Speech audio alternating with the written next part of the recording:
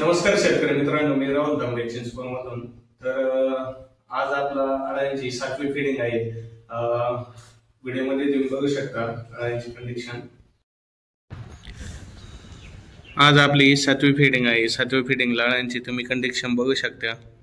आज 7वी फिडिंगला किंवा 8वी पातळ फिडिंग खाती अळ्या.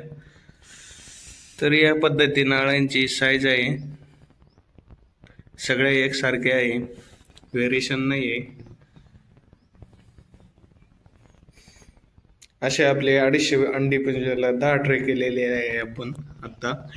त्यानंतर आपला पहिला उपास बसन. या पद्धतीने अळ्यांची कंडिशन आहे. काल 6वी फिडिंग केली होती तेव्हा पूर्णपणे अळ्यांनी आपला पाला खाल्लेला आहे. त्यानंतर आज आपण 7वी फिडिंग करणार आहे. घरी चौकी जर बनवायची असेल तर स्टेप बाय स्टेप पद्धतीने मी व्हिडिओ टाकलेले आहे. प्रत्येक फिडिंगचा तुम्ही आपल्या युट्यूब चॅनलवर बघू शकता.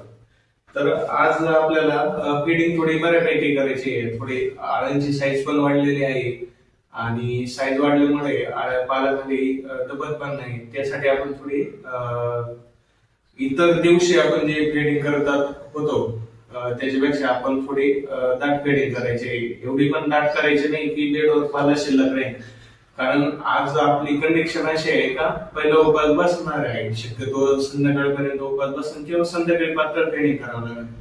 तर बेडवर पण पाला त्यावेळेस शिल्लक नाही पाहिजे. कारण एखाद्या अळी उपासवरून उठली आणि तो पाला खाल्ला तर अळी पुढे जाते, मग व्हेरिएशन होतं. तर त्या पद्धतीने आपण फिडिंग करून घेणार आहे. तर चला फिडिंग करून घेऊ.